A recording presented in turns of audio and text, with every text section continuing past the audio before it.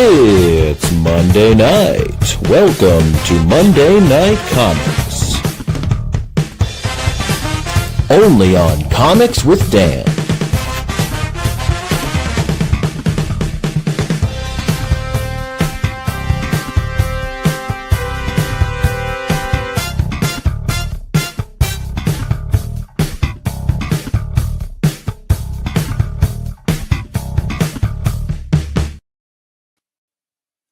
Hello and welcome to Comics with Dan. Welcome to Monday Night Comics.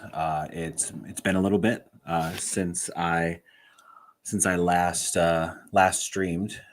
Just kind of got busy, so I'm glad to be back.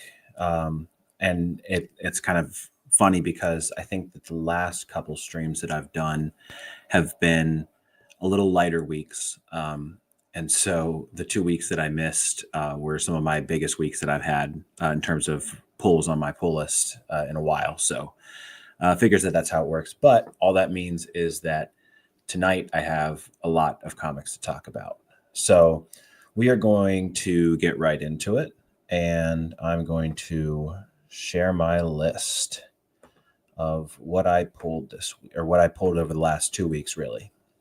So. Okay, so we'll reference the trusty League of Comic Geeks site, and I'll actually grab a couple of these from the list here, from the spinner rack, which you can get from Wham Stand. If you look for Wham Stand on Instagram, that's where you'll be able to find. These spinner racks. They're awesome. He made my own custom logo to put on the top, which I thought was pretty cool. But I'm sure if you've seen the stream before, then you've seen the spinner rack. But it's cool because I get to kind of put my comics on display a bit, and it's a nice way to put them on display. A little different than just put them on a shelf or putting them in a short box and not looking at them. So here we have our first book that we're going to look at, which came out 2 weeks ago, Aquaman #3. Okay. I have a video on my channel of asking where Aquaman went because he was just kind of MIA for a bit. And so the cool thing about that is that shortly after that, they announced an Aquaman series. So I have read Jeremy Adams' Flash, a decent amount of it, and enjoyed it for the most part. And I really like his Flash Gordon. I think he does a good job with that one. And this book has been really good so far. So I think my favorite thing about it is the fact that you can kind of tell that this is going to tie into the absolute books quite a bit. And the reason for that, and if there are any any people that don't want any spoilers for Aquaman 1 through 3, then you might want to turn the volume down for this part or skip over it if you're watching the replay. But at the very end of the first issue, they're basically the entirety of Atlantis kind of like disappears, and Arthur then has to go find them, and that's kind of where this starts. But the very end shows a giant Omega symbol, which is like Darkseid's symbol, and so. And I just noticed this in the cover. And I'll bring it up real close, but you can see that in this cover, that Aquaman has the Omega symbols in his eyes, which I think is really cool. But so, like, Darkseid plays a huge part in the Absolute Universe, obviously, because that's kind of what kicked it all off, is his death. So the fact that this is linked to that, I think, is pretty great. I think it's kind of cool that, I and plenty of other Aquaman fans have kind of been like wondering where he is and like when he's going to come back. And then they come back and give him such an important book, which is great. As far as this actual issue is concerned, it's a really nice story. It follows up obviously where we left off with issue number 2. Arthur kind of finds himself in a precarious situation. He had just escaped, I believe, what was her name? It's kind of a funny sounding name. Jenny Greenteeth, that's it. He just escaped her, and now he's kind of hunting down he's trying to get his family back, but these other Atlanteans are working with him to take on this Dagon. And so we see a little bit of I don't want to say blast from the past, but sort of like a fictional past, because Lori Lamaris showed up in World's Finest, the most recent arc of that, plays in a pretty important role. And then she shows up in this as well. So it's honestly a little bit more off the wall than I expected, both from an Aquaman book and from Jeremy Adams. But what it does have that I really like in a lot of Jeremy Adams books, and I think it's carryover from his life, is the family focus.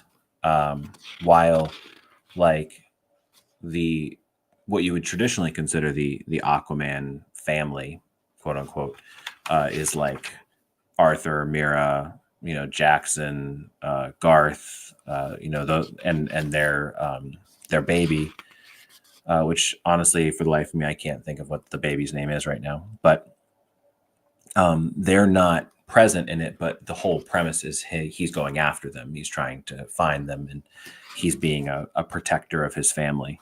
And then in addition to that, this includes sort of an overarching story, or I don't know if I'd call it overarching, maybe sort of like a background story that goes along with the main story, is a story with Arthur and his father, talking about someone's calling, and how it's important even if other people don't find it important, which I think is an incredible message. I mean, just like this line here, right? It doesn't matter what others say about me or what they say about you. Sometimes we're called to things, and this is my calling. And I strive to be like this lighthouse to serve those out there, to stand tall in the storms and light the way home for anyone in the darkness. So I loved that line. I thought that was so great.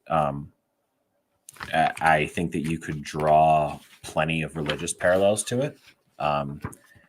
And I like that. My understanding is that I believe that Jeremy Adams is religious. So that shining through in his work is really cool to see. So yeah, I mean, I really liked Aquaman. I ended up giving it 4 out of 5 stars, because while I did really like it, I did find it slightly confusing, just because there's kind of a lot going on. There's a lot happening sort of all at once. And I mean, that's not necessarily a bad thing. It just, me personally, I find it a little difficult to follow when that's the case. And so here we've got the preview pages that show kind of what's happening with the story with Arthur and his father. So, okay. Let's move on to the next book, Batman and Robin.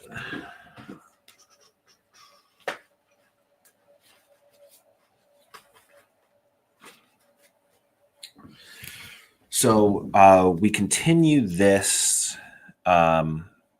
story, and honestly, the most impressive thing about this is that it's making me like Damian Wayne a bit more, which is saying a lot, because I generally don't care for Damian Wayne. But this is Batman and Robin by Philip Kennedy Johnson, Javier Fernandez, Marcel Maiolo, and lettered by Steve Wands. Which, by the way, Steve Wands is an underrated letterer. He's not one that gets talked about a lot, and he's not even one that I generally talk about a lot, but he's a really great letterer. He gets a lot of the details in there, and he spaces out. I imagine that in some instances where Philip Kennedy Johnson's books can get a little more dialogue heavy. That's not a slight on his work at all. It's just the way that some writers can be, particularly with comics, right? And so I think when books get dialogue heavy, that it can probably be difficult for the letterer to manage the page properly. I mean, if you look at this page here, right? I mean, that's quite a few speech bubbles, right? And so to make that work with the art in a way that Fernandez's art shines, and it obviously does. I mean, like, look at that Batman. I mean, that's a fantastic Batman right there. But for Wands to be able to work the art or work the page around the art, work the dialogue around the art, I think is commendable.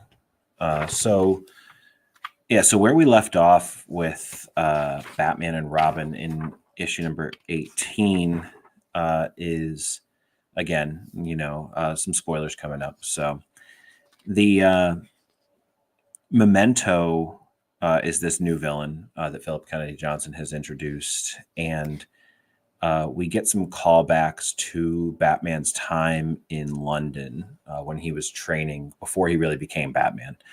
And that was in previous issues, right? And so we get some callbacks to that, and we figure out that there's a possibility that this Memento is someone from Batman's past.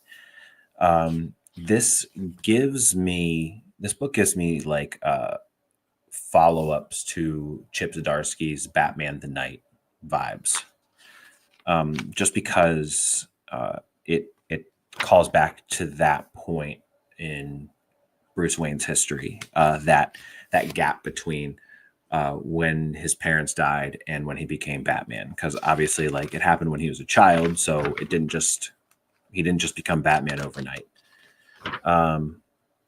So I thought that this one was really good. There's some tension between Batman and Damian, which I think was really well written, and I thought that it's very in character for Batman to sort of be not even mistrusting, but just like overprotective with Damian. I think that he wants to trust him, but he obviously has a really hard time with it. So I think that was a really good aspect of it, and probably one of my favorite parts of the book. But also the ending of this, which I'm not going to kind of reveal too much about it, just because I think it's one you should pick up and read. But like the ending of this, first of all, throughout this book, there have been these time markers right here. Okay. And these time markers, and actually, let me see if I can find one on these pages. There we go. Yeah, these right here, these time markers that show like the time down to the millisecond. And so there's a part at the end of this book that really utilizes those well. And I had kind of found them a little annoying, to be honest, at first, until they, whoever it is, whether it's Philip Kennedy Johnson utilizing them or it's Wands, his idea, but it was done really well at the end here, and I really liked it. But there's such a high tension moment at the end, like the last couple pages, like it's heart pounding and really, really exciting. So, also, side note, on the screen here, shooters alley off of 9th and Aparo, Jim Aparo, legendary Batman writer. So I always like whenever they name streets after former Batman writers, and they did the same thing in Nightwing, and I'm sure they do it in other books, even if I don't recognize it right off the bat. So, yeah, Batman and Robin number 19.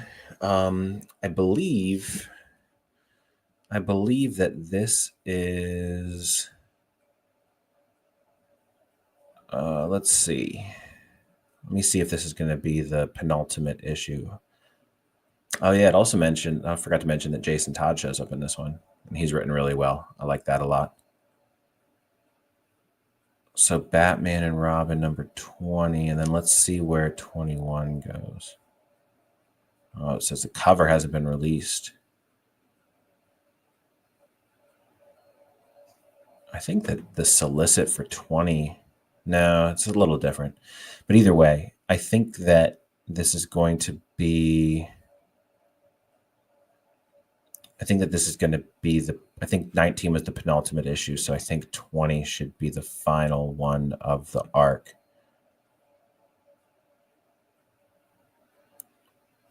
Okay. And it looks like, just based on the solicits, that we're not going to be really through the story. So we'll see where PKJ takes this. Like, I'm really liking it so far. I'm a big fan of Philip Kennedy Johnson, so that's part of it for sure. But I think it's just good in general. I mean, it's fresh. It doesn't feel like he went back and copied a bunch of stuff, but it also feels like he's respecting the prior arcs that he's referencing. So, all right, our next one here is going to be Deadpool. Now, I don't particularly care for Deadpool in general. I think he's kind of annoying. However, I've recognized that the way that Ziegler has written Deadpool is a little less annoying and more funny than I thought it would be. So I appreciate that. Now, the reason that I'm picking up Deadpool is because, and I also happen to get this. What is the official name for this? This is by Todd Knock. It's called the Invisible variant, which I'm not sure why, but on the cover, Deadpool's bottom half is invisible, and he says, "Now you'll never know if I'm wearing pants or not." That joke's a little bit more of a miss for me, but there's some other jokes in here that are pretty funny, like the fourth wall breaking stuff. But the reason I'm picking up Deadpool is because I have been meaning to pick up Miles Morales Spider-Man for some time, and I finally decided, well, I'm just going to do it. And when I did, I found out that it was a crossover with Deadpool. And so I wasn't going to let a crossover be the another reason why I was going to not pick up Miles Morales again for another month. So I just decided to go for it. And this has actually been a nice little crossover. I mean, it's, how many issues are we talking here? It's, if I want to say, it's been like 5 issues maybe. This is Pools of Blood Part 3. And Miles Morales, Spider-Man. This is Pools of Blood Part, might only be 4. There's Pools of Blood Part 4. Yeah. Okay. Yeah. So it's actually only 4 issues. So it must be, I believe it started in,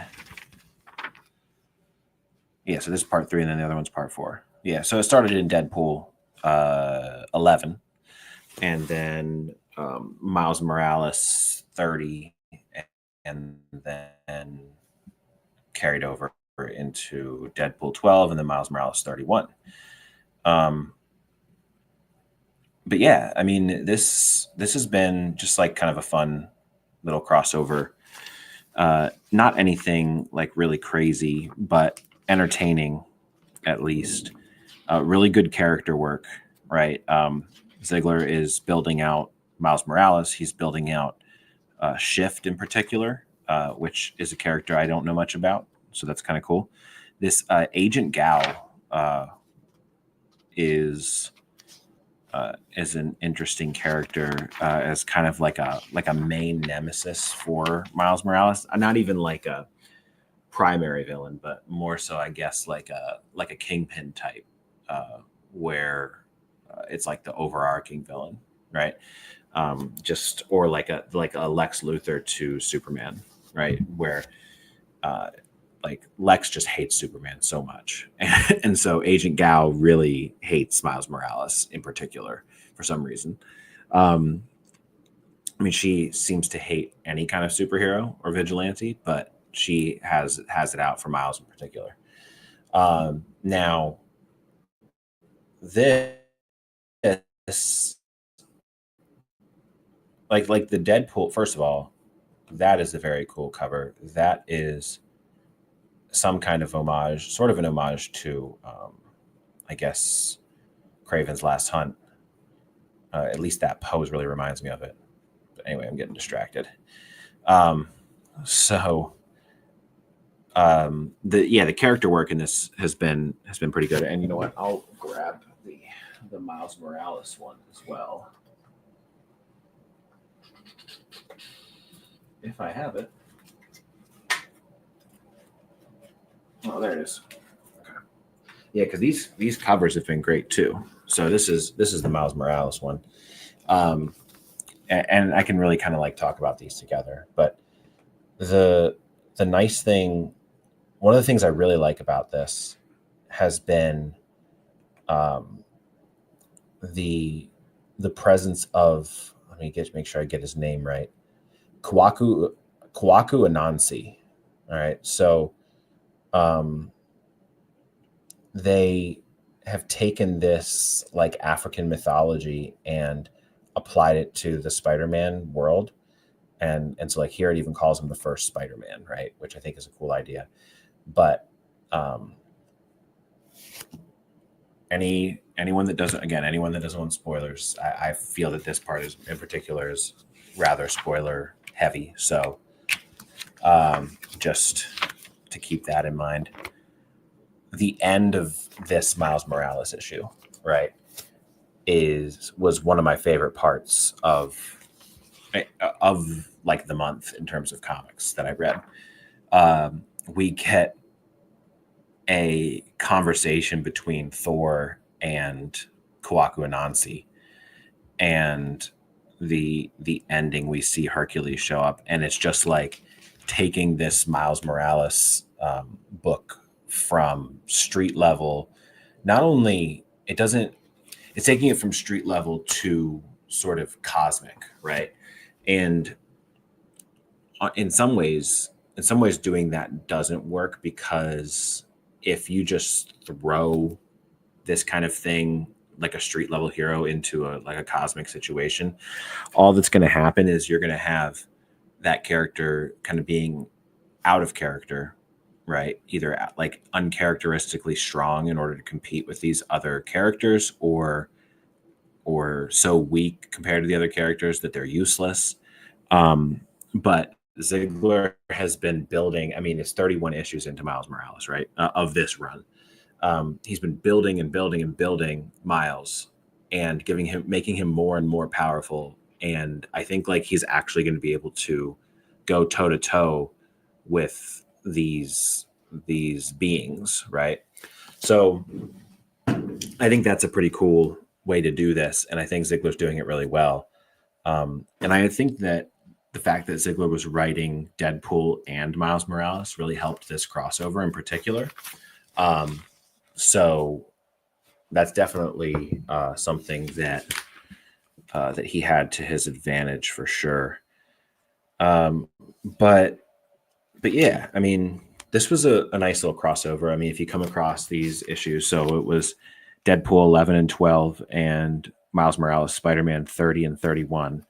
It was a cool crossover, and it seems like it's setting up something really cool in Miles Morales. I don't think I'm going to keep pulling Deadpool.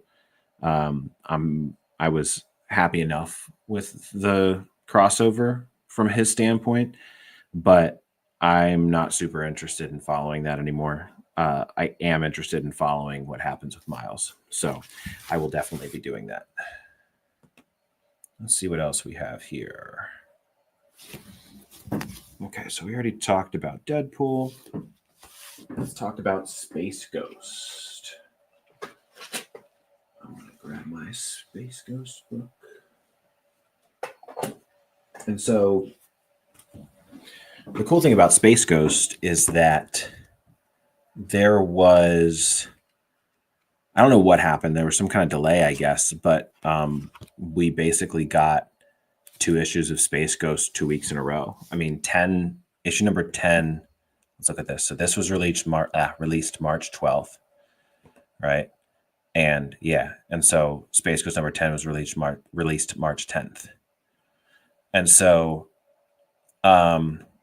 these are generally standalone, as I've mentioned before. But the cool thing about these 2 issues in particular is that the end of issue number 10 introduced the Council of Doom as sort of a setup to like, this is what's going to happen next. And so then that makes issue 11 make more sense, like kind of following it up, right?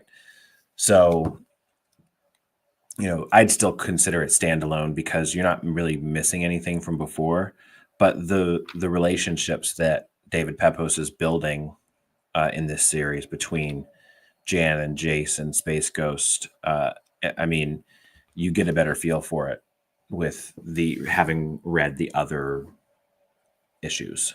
So, and just so I don't forget, creative team. David Pepose is writing, Jonathan Lau is the artist, Andrew Dalhouse is the colorist, and Taylor Esposito is the letterer.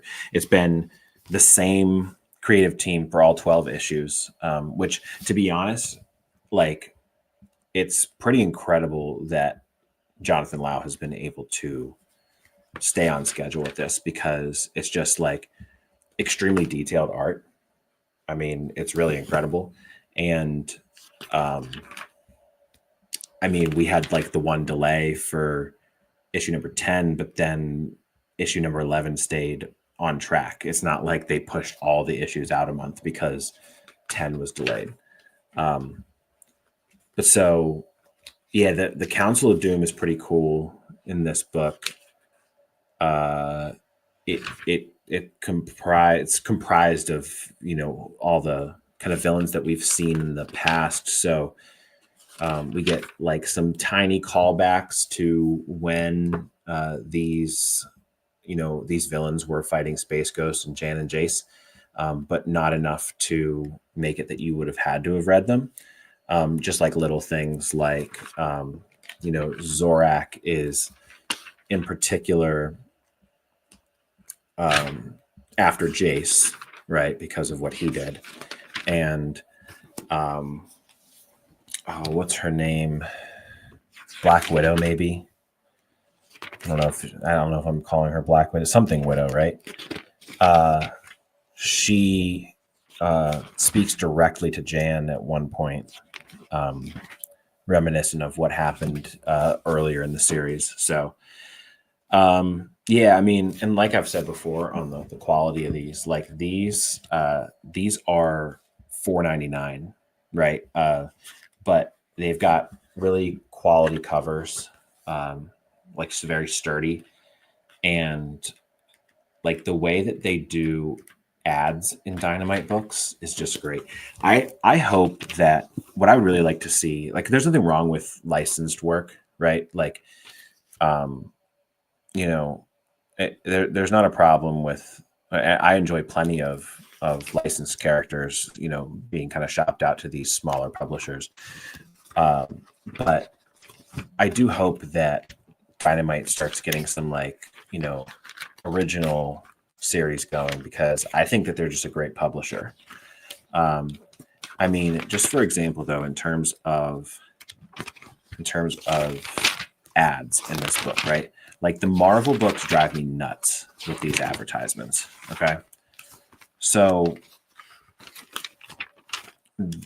like a few pages in, we get a double page spread of ads, right? And honestly, I prefer that because it's like, okay, story interruption, and then we continue. There's several pages of story here, and then we get double page spread of ads again. Okay, after several pages of story, right?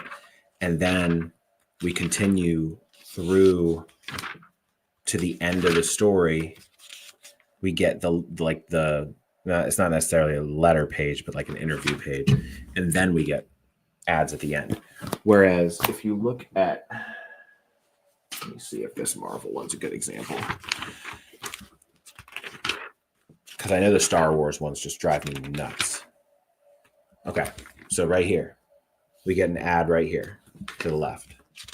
Okay, another ad right to the left. Okay, we don't have an ad to the left there, another ad to the left. It's just, like comics are sequential storytelling. Like, and like, look at this spread in Deadpool. And then like this falling apart. Like, look at that. Like, I've barely handled this thing and it's falling apart, right? Yet Dynamite, and so like Marvel's charging $4, right? And Dynamite's charging $5. I'd rather have a well put together comic that isn't going to fall apart in my hands for $5 than a piece of junk for $4. And like the story's good, I've already mentioned that, but just in terms of like quality of the book, it's just not, it's not it. But I feel like a broken record of sorts when talking about the quality of these Dynamite books, because I do mention it every time, but I think it's worth noting because I know that not only with Dynamite, but with lots of smaller publishers, that there's, you know, some reluctance to pay these premium prices. But to me, it's worth it if you're getting a good product, right? And so like, we know the stories are good, but the fact that the actual physical book is of high quality is even better.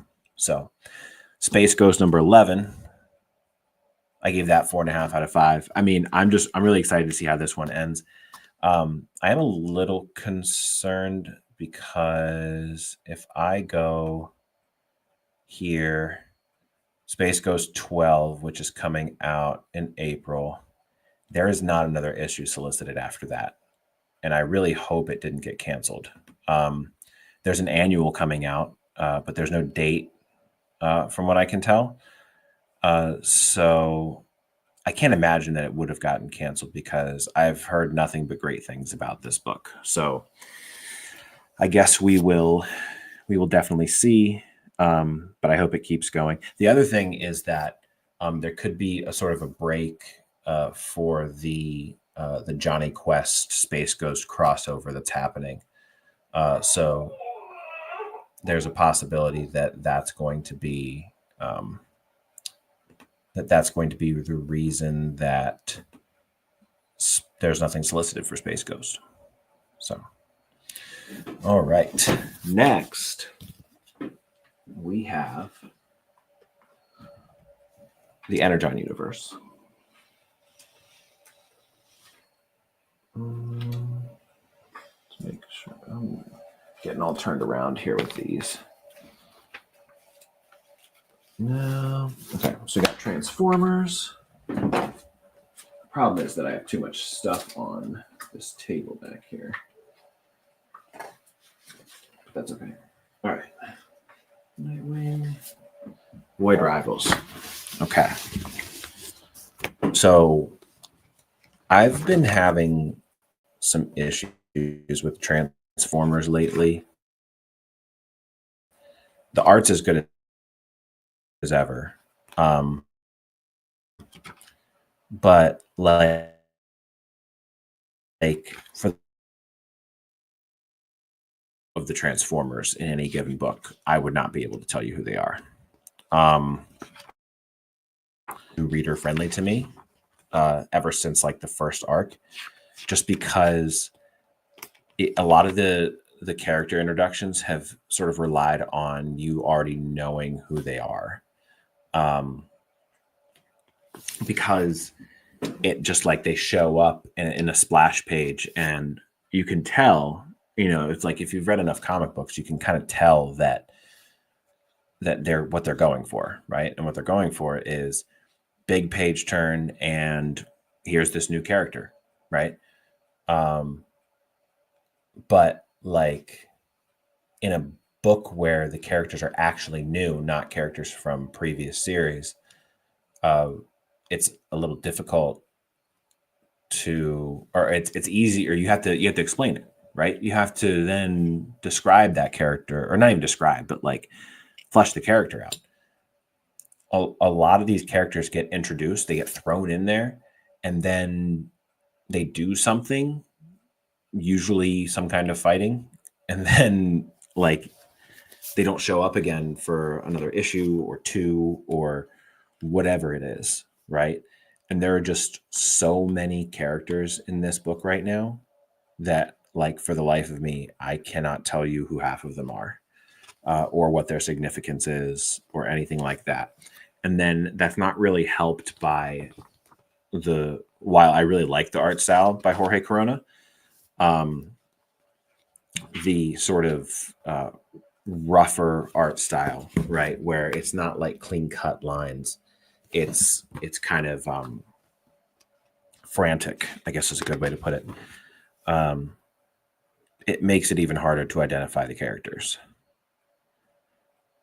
I mean, just for example, right? Like this panel here, right? Those two characters look extremely similar to each other. I don't know.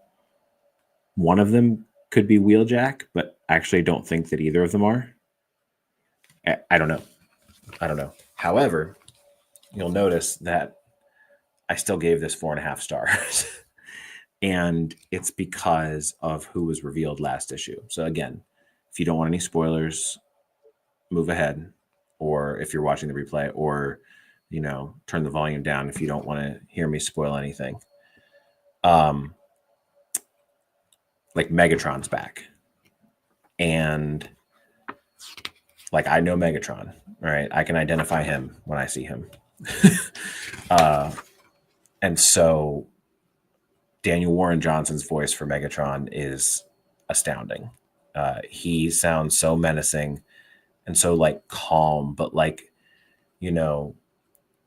just like intimidating, right? I mean, like, I don't even know if I want to share this page because it's just like so incredible, but like you should really read it.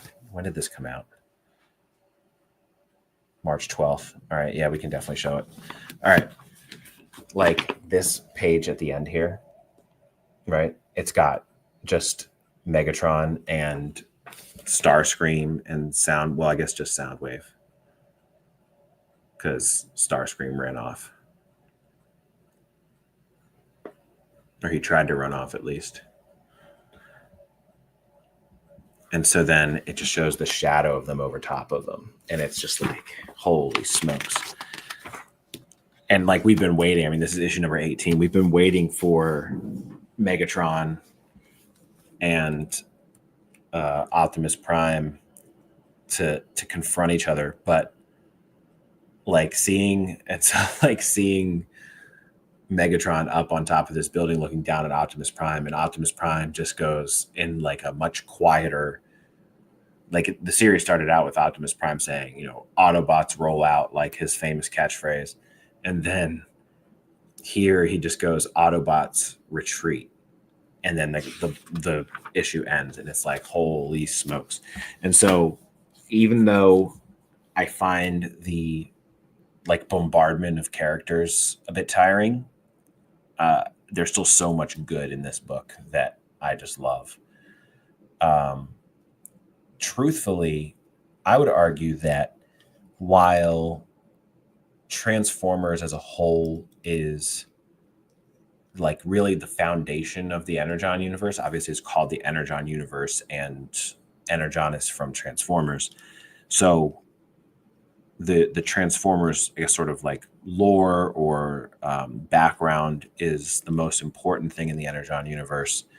I find the Transformers book to be the least connected to the Energon universe or the other pieces of the Energon universe. Like, although I mean, you can argue Void Rivals, but like G.I. Joe and Transformers. Actually, you know what? Now that I think about it, G.I. Joe and Transformers are fairly connected. I mean, there is a strong presence of the Transformers in G.I. Joe and sort of what's going on there, or at least from like an overarching perspective, maybe not in the current active story arc. And then in Void Rivals, again, there's lots of Transformer action going on there. So I'm actually going to flip that around and say that Transformers is extremely connected to these other books and is what's going to end up tying Void Rivals and G.I. Joe together. Because I think that at some point, like, we're going to get a book or a crossover or an event. I don't know how they're going to handle it, but like they have to intersect at some point. They have to. They're too closely related and they matter too much to each other.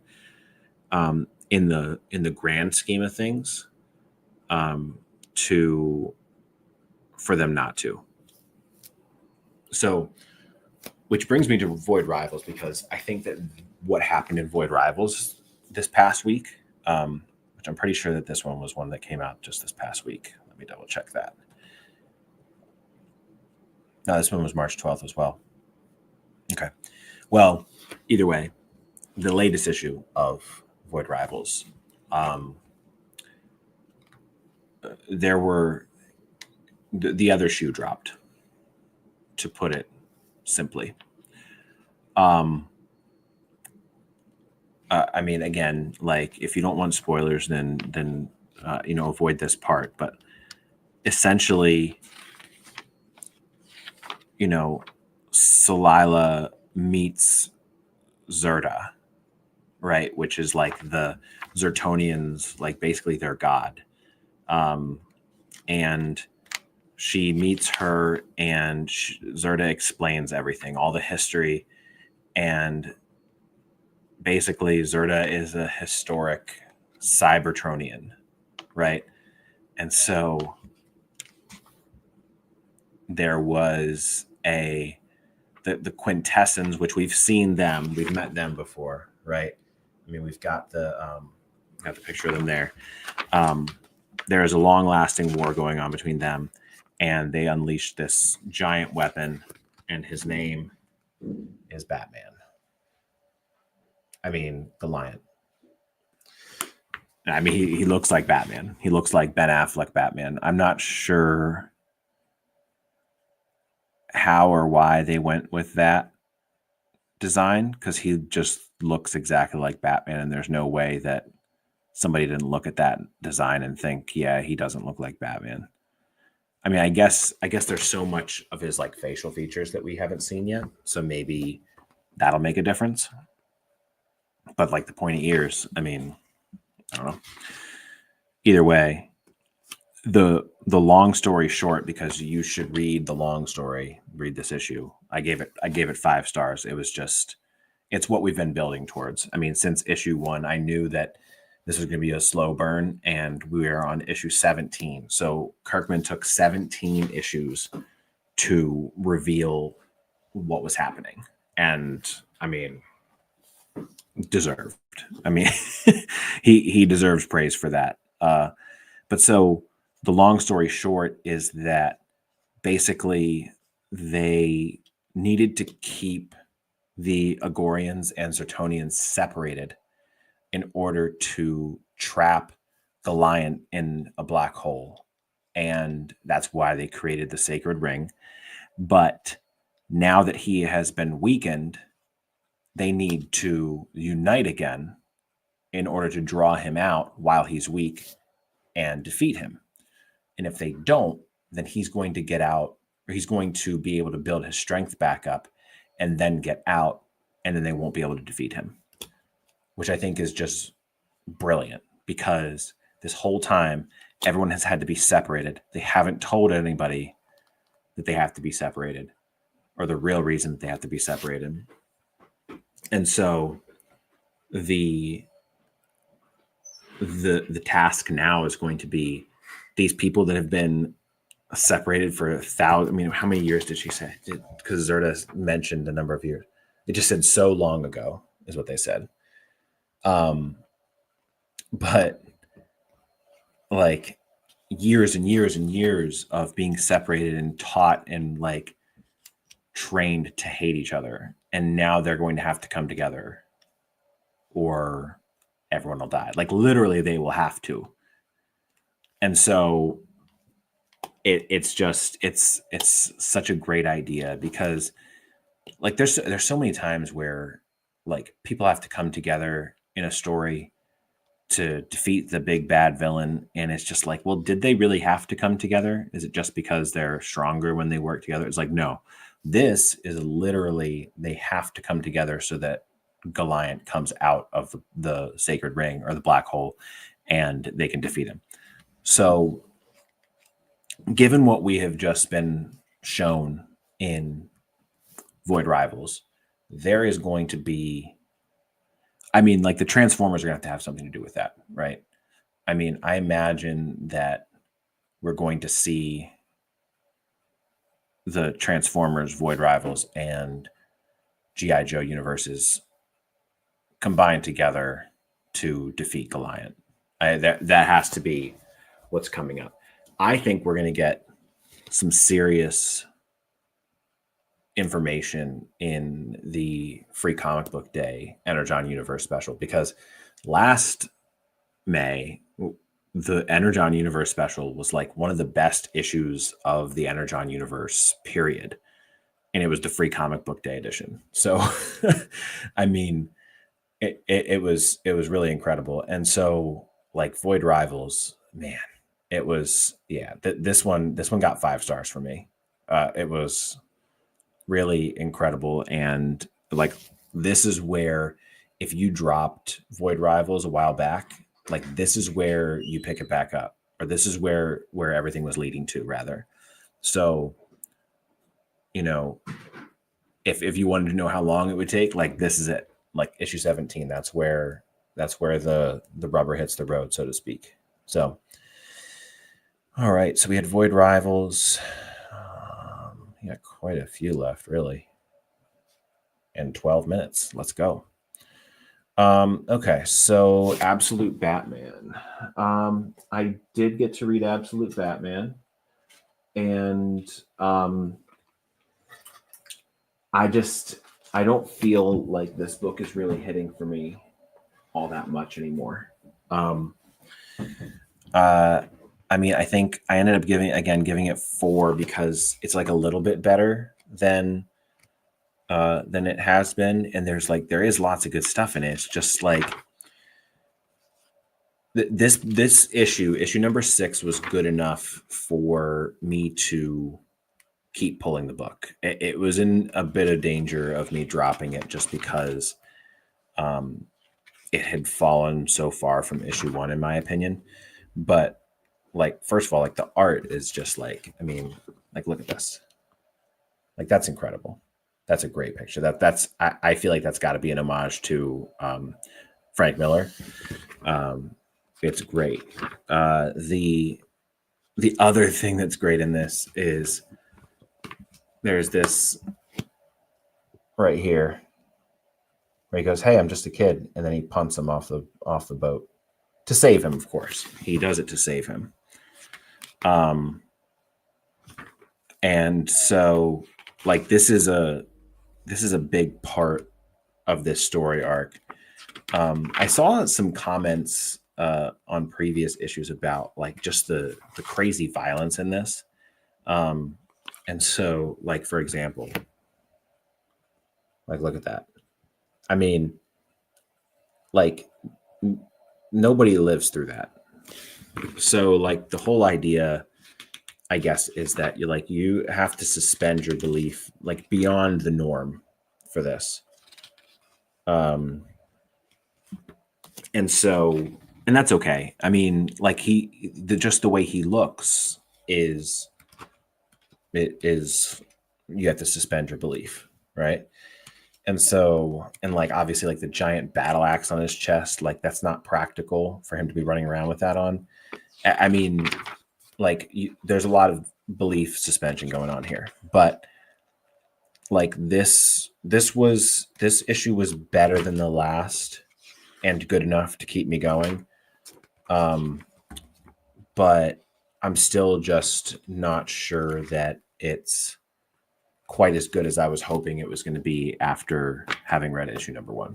I mean, that's just kind of the way that the books go sometimes. And I'm going to keep pulling it just because I am really hoping to see where, like, the larger story goes. I'm very excited for these characters to cross over with the main universe ones, but we'll see how it goes. And again, before I forget, because I'm constantly forgetting, written by Scott Snyder, art by Nick Dragotta, coloring by Frank Martin, and letters by Clayton Cowles.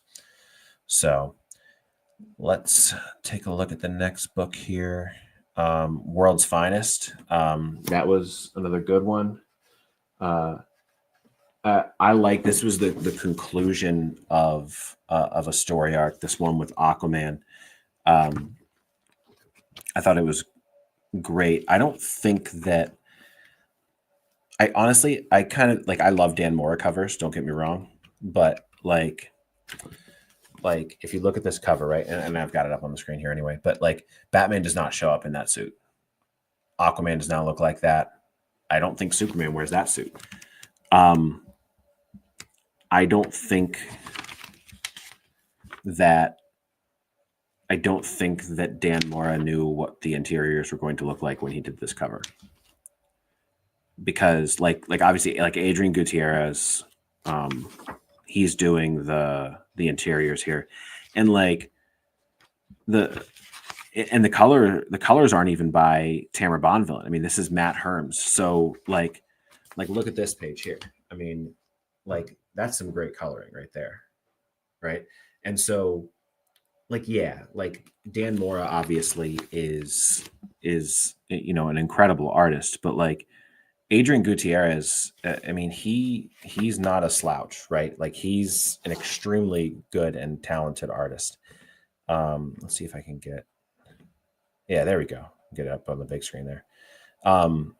Yeah, I mean, it's like he deserves credit for this. I mean, he does a really great job. I think that the only thing, see, like, look at that. Like, and so he draws a great Swamp Thing, and the Floronic Man plays a big part in this. So if you're a Swamp Thing fan, this is some of the only Swamp Thing content you're going to get. So pick this up. I mean, like that, like this face here, I think that, like, just those kind of goofy looking faces from, yeah, like, and like that, like those beady eyes. And I'm just not sure that those are my favorite of his work, but like, that's such a small piece of the total art, right? And then you get great things like this. It's like, I'll take this and some kind of strange looking faces any day, right? I mean, I've seen plenty of people complain that, like, the book's not the same without Dan Mora, and like, no, of course not. Like, he's one of the best in the business right now. But Adrian Gutierrez is a great artist. He's going to be a huge name if he's not already. He's going to be a huge name in less than a year. I can almost guarantee it. Yeah, World's Finest, 37. That one is the end of that arc. And then are we getting into the We Are Tomorrow arc next? We Are Yesterday. We're not We Are Tomorrow. Yeah, We Are Yesterday part 1. So the this is going to be a crossover with Justice League Unlimited, which I think is a cool idea, to have those two books crossover, because it's obviously going to be time travel heavy because it's like a past and present thing. But I'm excited for that crossover. I think that's going to be a good one. Look at this. And look. Okay, so that's another thing, right? Is Dan Moore is doing these covers for World's Finest. And again, I love Dan Moore covers. But like, this is an Adrian Gutierrez cover. This is a great cover, right? I mean, it's like, let him do the covers. Let him do the covers for the book. I mean, are we saying people are still buying World's Finest just because Dan Moore is doing the cover art? I mean, maybe. I mean, I might buy books just because Dan Moore is doing the cover art. But like, I mean, I say let Adrian Gutierrez do his own covers. But yeah, so next month, April 16th, we're getting with the We Are Yesterday crossover. And so it looks like it's going to be 6 issues. Oh, this isn't what I wanted. Let's see. Let's find that's not what I wanted either.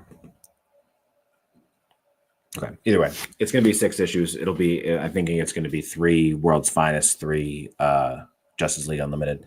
So we'll see how that goes. It looks like that World's Finest is part 1. So the Justice League Unlimited that we're getting this week is not going to be a We Are Yesterday book. I like this cover. We've got some Legion of Doom members here. I think that's pretty cool.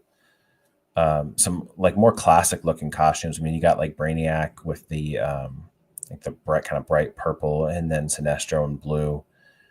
But then you got Captain Cold's looking a little more futuristic, which is interesting. So we'll see how that goes. I'm wondering why there's like a past version. Maybe that's what's going to lead into the We Are Yesterday arc. But okay, I'm not going to have time to talk about all that. Well, so to make it easy, I haven't read Nightwing yet. I'm going to read it tonight. So Matt, that is Grodd in the back, I believe. Let's take a closer look.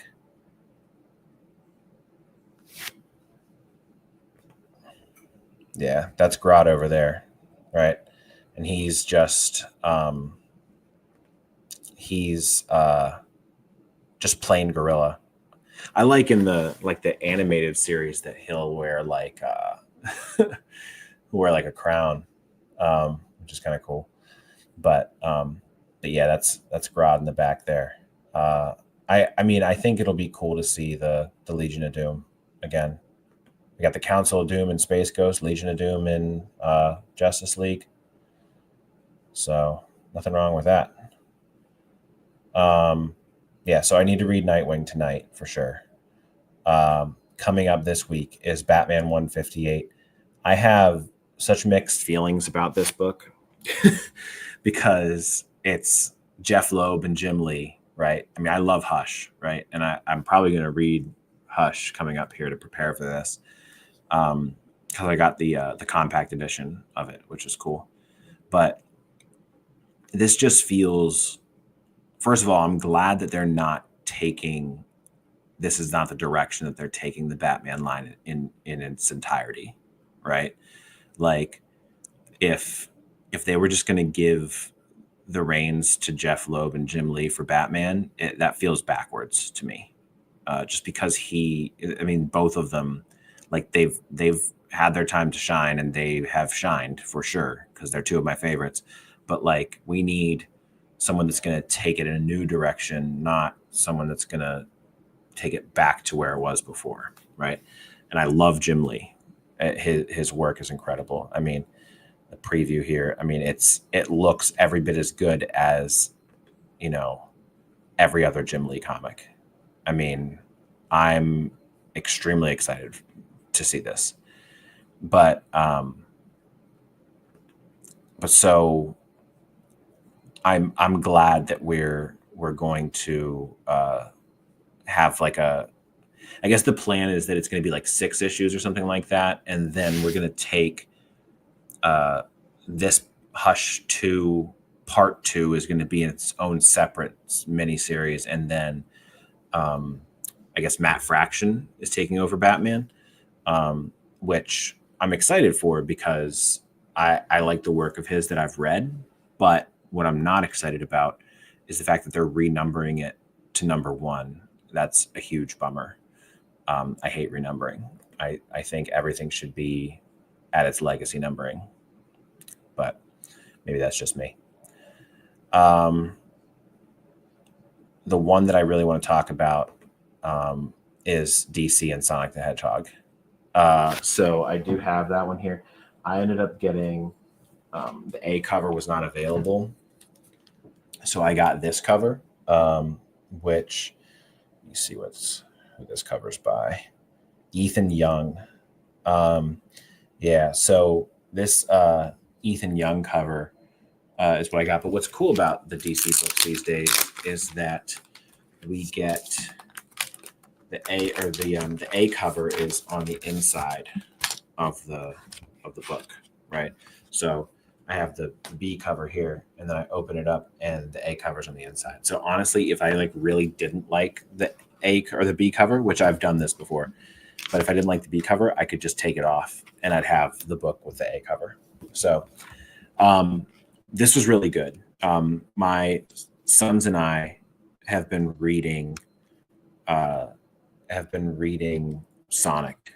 We've been getting those IDW collection books and just like powering through them, and they love them. And I try to read them, Batman, Justice League, that sort of thing, when I'm able to. But it's cool that they're going to get to see this crossover. And Matt, I do like that you don't miss out on the original cover art. I think it's pretty smart. And like, they still charge the extra $1, for the cardstock cover. But it's been especially great because if I'm a little late and my A cover has been given away, which my shop is known to do, no complaints. If I don't pick up on Wednesday, that's on me. If I don't get there on Wednesday, I know that I can at least get the B cover, and worst case scenario, I remove it. But so let me see that. Yeah, this one has a preview. So let's take a look at this. Yeah. So we start off with Sonic eating a chili dog and Darkseid invading. So can't beat that. A lot of this is introduction between the two crews, so to speak. Now, I think that I think what's nice about this is that a lot of times when you have crossovers like this, I think what happens is you get the two sides, and they are scared of each other, so they fight each other. Well, that doesn't happen here. Like Sonic and Flash are kind of like jawing at each other, but not fighting at all. And like Batman and Shadow get along like immediately. So a lot of this is like exposition, right? I mean, it's just, we're setting up the story. It's explaining how everyone's going to interact. There's one part where Batman and Shadow, like right off the bat, That's the second time I've done this stream, right? Have like a heart to heart, right? Which maybe it's a little early to have a heart to heart, but at the same time, I like that that they're not, dumbing this down, right? Like Ian Flynn, I think is one of the best writers for taking all ages material and not dumbing it down for a younger audience, but respecting a younger audience and treating them, maturely, which I think is great, but also recognizing that like there's still themes that might not be appropriate. So yeah, I mean, like it's a lot of like information, I mean, they meet each other. We figure out what the problem's going to be. It's related to Darkseid showing up and going after the Chaos Emeralds. And I think it's going to be great. I think it's going to be a great series. I think 5 issues is going to do the trick in terms of getting the story told. And so on Leah Comic Geeks, I had heard mentioned that from, I don't know if I want to swear on some randoms. Oh, there we go. Right there. This guy. Some random smart guy mentioned that the comics are not the only they're not the only aspect to this crossover. So that means we could possibly get like an animated movie. We could get a video game. I would love a fighting game or a racing game or like a side scrolling arcade style, like Teenage Mutant Ninja Turtle style game with DC and Sonic, right? I think that'd be awesome.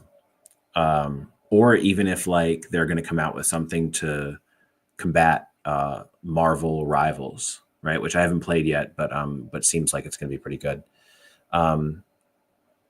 So written by Ian Flynn, art by Adam Bryce Thomas, right? Colors by Matt Herms, right? So Matt Herms doing the coloring here, as well as in World's Finest, I believe. So, and I mean, like the colors are great in here. I mean, like that's an extraordinarily colorful page. So definitely pretty cool there. And so, and then lettered by Becca Carey, which actually I just realized is by Becca Carey. So that's awesome because Becca did Crocodile Black, and she also currently does Radiant Black. So that's really cool. She's a great letterer, so it's cool to see that she's doing this one. Yeah, so that's the DC and Sonic crossover. So I don't know if there was anything else I wanted to tackle. G.I. Joe was pretty good. I really like the story that's going on here. It feels like a ton's building up with G.I. Joe.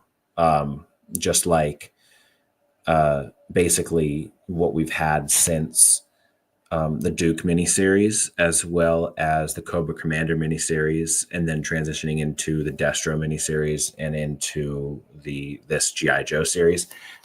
It feels very, very cohesive. I mean, we basically had, and I haven't read Scarlet yet, but I would like to.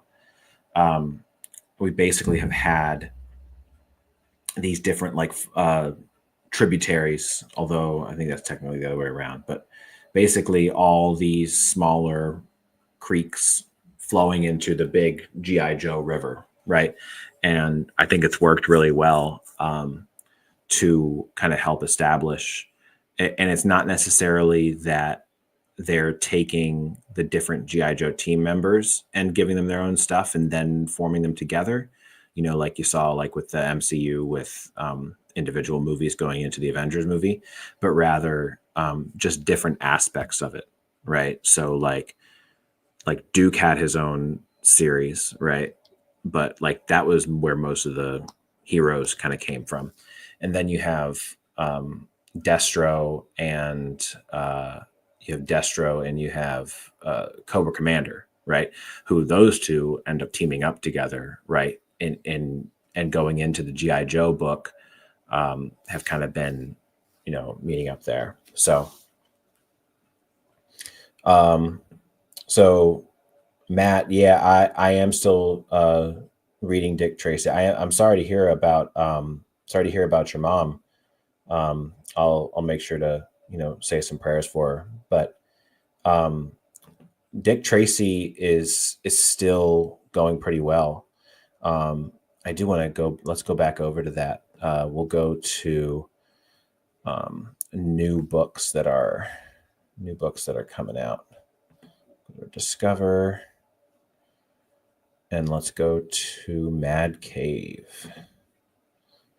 And then real quick, I'm actually gonna. So we've got Flash Gordon. Yeah, and so Dick Tracy. Let's look at the series here and see. And see, I must have just missed it. I had read number 7 and I really enjoyed it. I gave it 4.5 out of 5. But I completely missed that 19, or that this came out on the 19th. So I will make sure that I am coming back for this, because I have really liked Dick Tracy. I thought that was I think it's one of the better books out there right now. So I can't believe that I missed it. And then, like, side note, it's not shown here, but the Valentine's special was pretty good. So that's definitely worth looking into. I enjoyed that one. So definitely worth looking at that. Okay, so we've got, let's look at some different books here. Let's look at Dynamite. I was singing their praises earlier. Oh yeah, Darkwing Duck. I wasn't going to pull this because again, I was kind of a little annoyed by the fact that they're renumbering it. I mean, they went from Darkwing Duck 1 to 10, then they did Justice Ducks, and now they're back at Darkwing Duck number 1. But like, this is pretty good. This is, I guess, set a little earlier in his career, but it had some good jokes in it that I liked. So definitely liked that one. And so cool to see that. I guess number 2 is coming out this week, so I'll probably pick that up. I haven't picked up DuckTales. I'm also kind of wondering how Powerpuff Girls is going, so if anyone knows about that. Okay. I forgot that Dynamite had the boys for a while. Let's see. Boom Studios. Recently announced titles. VR Troopers. I knew that they had announced that, so that's kind of interesting. I'm way behind on Hello Darkness and Power Rangers Prime. I need to catch up on a lot of Boom Studio books. I might just catch up and trade, to be honest. Oni Press. Free for All. This was what, Matthew Rosenberg? No. Patrick Horvath. Oh, he's doing the art. Okay, so he was doing this for he did Beneath the Trees Where Nobody Sees. So that's interesting. Power Lords, I think that's part of that Nacelle-verse. Doesn't look like there's anything. What's this Benjamin? Ben H. Winters. Benjamin Karp. I'm not sure that I know who that is, and maybe I should, but it's definitely interesting looking. I saw, let's go back to Oni Press. Blood Type. That's a new EC book, which is cool. It's cool that Oni Press is really doing something with this EC imprint that they have, like bringing that back. So that's bound to be pretty cool. Let's see if there's anything from Dark Horse. Not anything that's really grabbing my attention. EC Archives. So that should be interesting. I don't really know. I mean, let's look at Image, I guess. A new Bitter Root. I haven't read Bitter Root, but that's one that I've kind of been meaning to. So that might be good. I've heard Knights is good. I tried reading Monstrous and it just was not for me. I picked up, there was this really nice trade paperback from the library, and it was not for me. I can recognize the talent there. It wasn't something that I particularly enjoyed. So if it's something that you think it, and to be fair, I wasn't very confident that it was going to be something that was for me. So if it is something that you think looks good, then you'll probably like it, because I can definitely recognize that it's well done. So DC, Robin and Batman, that'll be cool. I'll probably go for that, just because the first one's like one of my favorites, mostly because of Dick Grayson, but I think that they did such a good job with it, Jeff Lemire and Dustin Nguyen, that there's a high chance that they're going to knock this one out of the park. Definitely going to get this. This looks awesome. New history of the DC universe. And no, there's no one better to write it than Mark Waid. So yeah, that's an easy pickup for sure. So, and then let's take a look at Marvel. Got some trades and hardcovers coming out. Giant Size Amazing Spider-Man, so that's cool. Fantastic Four. They're renumbering it. Okay, so that's what I don't understand, is that they're renumbering Fantastic Four, but it's the same writer. I don't understand why they would do that. It doesn't make any sense to me. I'll never understand Marvel or DC. They all just screw up the numbering so bad. But either way, it looks like it's going to be awesome. Star Wars Inquisitors was terrible, by the way. I usually try to find, I really liked the beginning of it and I liked how it started, but then it just turned into, it ended horribly. I'm currently selling my 4 issues on eBay right now. So if you want them, come get them. I'm selling them for half price because I just don't want them in my collection anymore. And a book has to be pretty bad for me to talk about it like that, because I recognize the hard work that goes into this, but like, it honestly seemed like they forgot that they were finishing the book that month and just threw something together. I was not a fan. Yeah, so that's kind of all I have. I ended up going 20 minutes over, but like I said, I had a lot to talk about, a lot of books to read. So I'm looking forward to Justice League Unlimited and Batman 158. And so hopefully we can talk about those next week on Monday Night Comics. So thanks everyone for watching.